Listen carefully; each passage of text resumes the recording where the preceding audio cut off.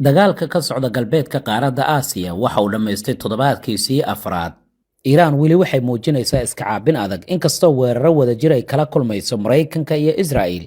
weeraradaasoo inta ugu badan lagu dilay hogaamiyaal sarsare oo dowladda iiraan ka tirsan. laakiin tanii markaasi iiraan waxay weerartay saldhigyo militari oo maraykanka uu leeyahay kuna yaala dalalka khaliijka iyo sidoo kale ciraaq. waxay si wax ku oola u xanibtay in maraakiibta ganacsi ay ka gudbaan marinka hormus oo ku dhowaad 20% shidaalka caalamka uu marayay. taasi waxay keentay qiimo koror ku yimaada qiimihii shidaalka lagu kala iibsanaya dalal badan oo caalamka ah. madaxweyne Trump wuxuu xalay sheegay in marnaba uusan doonaynin xabad joojinna lama gaari karaya buu yiri iyada oo dhinaca kale si buuxda aan loo burburin. marinka hormusna waa uu furmi doonaa weliba si iskiisa haddii la gaaro heerka go'aan ee kama dambaysta ah. markaasna waxaan u malaynayaa inaan guulaysanay ayuu yiri madaxweyne Trump. laakiin arrintaasi waxaa ka jawaabay wasiirka arrimaha dibadda ee dowladda Ciraaq Abbas Araghchi oo dhankiisa sheegay in dhowr dal ay raadinayaan dhexdhexaadin si loo soo afjaro khilaafka. laakiin Iiraan wuxuu yiri waxaa u furan laba hindise ama hindise kasta oo ah haddii la wada hadlayo ama dagaalka uu sii soconayo. waxaan intaas uu ku daray Maraykanka in weli uusan soo bandhigin diyaar u ahaanshaha xalka kama dambaysta oo dagaalka lagu soo gabagabayn karo. haddaba muxuu madaxweyne Trump qorsheynayaa maxayna Iiraan ku jawaabtay? sida qaar ka mid ah warbaahinta ay baahisay madaxweyne Trump ayaa ka fekeraya mar kale 3 arrin. fikradan ayaana dib u soo laabatay wixii ka dambeeyay markii Iiraan ay ku adkaysatay marinka Hormuz inaysan furin. madaxweyne Trumpna uu waayay saaxiibadiisii gaashaanbuurta NATO iyo dalalka khaliijka si ay qayb kaga noqdaan dagaalka ka dhanka ah dowladda Iiraan iyo furitaanka marinka Hormuz. Trump wuxuu qorsheynayaa inuu maraakiib dagaal u soo diray marinka Hormuz si cadaadiska shidaalka uu kaga yaraado. inkastoo uu tallaabo kale u qaaday sidaan arki doonno. waxa uu qorsheynayaa arrinta labaad oo ah inuu qabsado xarumo muhiim ah oo shidaal sida qaar ka mid ah jasiiradaha muhiimka ah ee dowladda Iiraan shidaalka ay ka dhoofiso. ama ugu yaraan tallaabada saddexaad oo ah in Iiraan laga shaqeeyo sidii uraniumta looga soo qaadi lahaa. saddexdaasi midkood haddii uu sameeyo Trump wuxuu doonayaa guul inuu sheegto dagaalkana la soo gabagabeeyo. waana wadada kaliya ee hadda loo arko xalka dagaalka lagu soo gabagabayn karo maadaama aanan lahayn qaab kasta oo dagaalkan lagu soo idlayn karo. warbixino laga soo xigtay saraakiil ka tirsan dowladda Maraykanka waxaa lagu sheegay howlgal kasta oo la doorto inuu noqon karayo sida madaxweyne Trump uu qorsheynayo mid yar oo boqolaal askari ilaa dhowr kun oo askari ay ka qayb galaan. mana noqonayo duulaan aad u weyn sida kuwii ka dhacay Ciraaq ama Afghanistan. laakiin miyay madaxweyne Trump u suurageli doontaa sida uu ku fakarayo si uu guul dagaal u helo? haddaba muxuu madaxweyne Trump qorshahan oo idil u doonayaa? wararku waxay sheegayaan 3 arrin inay sabab ay u tahay Maraykanka inuu ugu yaraan weeraro mid ka mid ah jasiiradaha ugu muhiimsan dowladda Iiraan oo kharaj lagu magacaabo. jasiiradaas oo Iiraan muhiimadeeda gaar ahaaneed u leh. wuxuu doonayaa in dowladda Iiraan laga joojiyo dakhliga dhanka saliidda ka soo gala inkastoo Trump hadda uu qaatay go'aanka ka duwan isla markaana shidaalkii dowladda Iiraan uu fasaxay muddo 30 maalin ah. 2 in Iiraan lagu qasbo inay furto marinka Hormuz haddii cadaadis xooggan la saaro. iyo ta saddexaad oo ah in cadaadis lagu saaro dowladda Iiraan iyada oo si buuxda aan loo burburin kaabayaasheeda. dhammaan cadaadiskaasina uu horseedi doono ugu yaraan in qiimaha shidaalka isbeddel uu ku yimaado maadaama taasi Trump ay ku noqotay murug ku taagan. tani marka waxay muujinaysaa in Maraykanka uu arko nidaamka dowladda Iiraan in weli uu taagan yahay oo si fudud aan loo burburin karaynin. haddaba si qorshahani loo fuliyo cadaadisna loo saaro dowladda Iiraan madaxweyne Trump wuxuu qaaday dhowr tallaab. waatan koowaad Maraykanka ayaa lagu warramaya inuu soo dhaqaajiyay qaar ka mid ah maraakiibtiisa dagaalka gaar ahaan kuwa cusub oo ay ka mid yihiin markabka loo yaqaano USS Boxer, USS Portland iyo USS Comstock. waa 3 markab oo muhiim ah. ku dhawaad 3,000 oo askari oo ciidamada badda ee dowladda Maraykanka ayaa lagu warramayaa in laga soo dhaqaajiyay saldhigga ciidanka badda ee San Diego sida uu qoray wargeyska Jerusalem Post iyo wargeysyo kale oo ka soo baxa Maraykanka kuwaas oo soo xiganaya warbixinada maxalliga. markabka lagu magacaabo USS Boxer wuxuu u shaqeeyaa sida markab yar oo diyaaradaha ay ka duulaan. laakiin labada markab oo kale waxaa lagu tilmaamaa inay yihiin kuwo loogu talagalay degitaanka ciidanka badda iyo howlgallada degdega ah kuwaas oo la doonaya dhanka dhulka in laga fuuliyo. madaxweyne Trump intaasi kuma ekaanine wuxuu cadaadis xooggan saaray dowladda Ingiriiska. waxaana Ingiriiska ugu dambeyn uu ogolaaday in Maraykanku uu adeegsan karayo saldhigyadiisa ku yaala gobolka si dowladda Iiraan loo bartilmaameysado ama ugu yaraan ciidamada Maraykanka u fuliyaan qorshaha madaxweyne Trump. waxaana ugu dambeyn loo ogolaaday isticmaalka saldhigga Diego Garcia oo dhowr kun oo kiiloomitir u jira magaalooyinka xeebaha ee dalka Iiraan.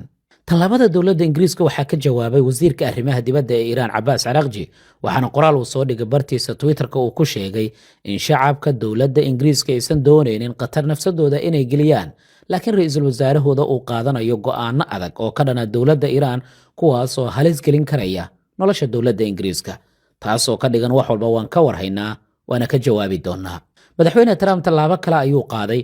cutubka 82aad ee ciidamada maraykanka oo ah ciidan dhanka hawada uga soo booda diyaaradaha ayaa la sheegay inuu usoo daabulay bariga dhexe, xilli ay soo baxayso suuragalnimada madaxweyne trump inuu ogolaaday ama uu ogolaan karayo howlgal dhanka dhulka ah oo lagu beegsanayo bartilmaameedyo gaar ah oo ciidamada maraykanka ay ka fuliyaan gudaha dalka iiraan, sida telefishinka CBS ee dalka maraykanka uu baahiyey.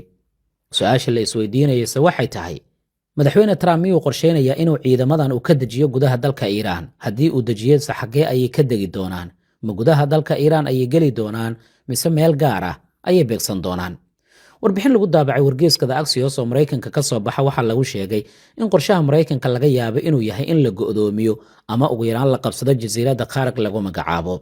tanina waa arrin halis ah, sababtoo tallaabadan waxay ka dhigan tahay weerar cusub oo dagaalka ah, mana ahan howl waqti yar lagu qaban karo.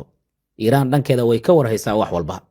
sidoo kale saraakiil militari ayaa laga soo xigtay Washington inay ka fakarayso suuragalnimada in weerar lagu qaado xarumaha uraniumta ee dowladda iiraan si uraniumtaasi loo soo qaado, waana labada howlgal ee miiska u saaray madaxweyne Trump. haddaba iiraan miyay dayici doontaa jasiiraddan? muhiimad intee leeg ayayna jasiiraddan u leedahay dowladda iiraan? waa meel istaraatiiji ah, sababtoo ah dowladda iiraan qiyaastii 90% saliidda ay iibiso halkan ayaa laga dhoofiyaa. haddii la go'doomiyo ama la qabto, dakhliga dowladda iiraan si weyn ayuu u yaraan doonaa. awoodda ay ku maalgelin karta dagaalka ayaa hoos u dhici karaya, waxaana kordhi karaya cadaadiska dhaqaale iyo tan militari ee dowladda iiraan. iiraan tallaabadaas iyadoo ka warhayso ayaa lagu warramayaa markaa inay qaaday tallaabo kale oo lagu xaqiijin karaya amniga jasiiraddan. waa maxay sababta maraykanka u dooranaya jasiiraddan halkii toos oo u beegsan lahaa maraakiibta shidaalka ee dowladda iiraan? weerarka maraakiibta shidaalka wuxuu wasaqayn karayaa biyaha gacanka carbeed. waa sababta koowaad oo madaxweyne Trump uusan u doonaynin in maraakiibta la beegsado, inkastoo kuwii dagaalka la burburiye qaarkood. wadamada khaliijka waxay ku tiirsan yihiin biyahaasi iyagoo ka sameeya biyo nadiif ah, sidaa daraaddeed haddii maraakiib lagu wasaqeeyo halkaasi, cabitaanadooda ama biyahooda ayaa waxyeello gaari karta. waxaa sidoo kale ay kordhin kartaa qiimaha shidaalka dunida oo baddi ayaa lagu dagaalamayaa. sidoo kalena wuxuu farriin xasaasa u dirayaa dowladda Shiinaha oo iibsata shidaalka ugu badan ee dowladda Iiraan. xaalka marka halkaas uu marayo, Iiraan ma khiyaano ayaa la doonayaa ama dabin ayaa la doonayaa in loo dhigo? dowladda Maraykanka waxay ku dhawaaqday in muddo 30 maalin ah la ogolaaday in Iiraan shidaalkeeda la iibsado. waa markii ugu horreysay oo tani ay dhacdo tan iyo 2019. waxaa la isweydiiyey marka daldhan oo dagaal lagula jiro halkii dhaqaale uu ka heli lahaa, waa maxay sababta uu Trump u doortay in shidaalka halkaasi uu ka gudbo?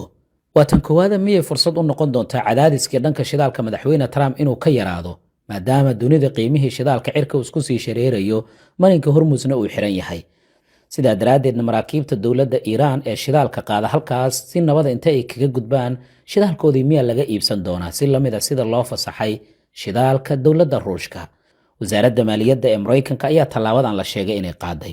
dhinaca kale, suuragal ma tahay marka in la doonayo dhaqdhaqaaqaasi tirada badan ee maraakiibta in Iiraan loogu soo hoos gambado si shidaalka halka ay ka dhoofiso oo 90% muhiim u ah dowladda Iiraan uu Iiraan loo qabsado, adigoo eegaya akhrinta warbixinta aan kula wadaagay iyo qorshaha madaxweyne Trump uu ka fakarayo? aragtidaada nala wadaag.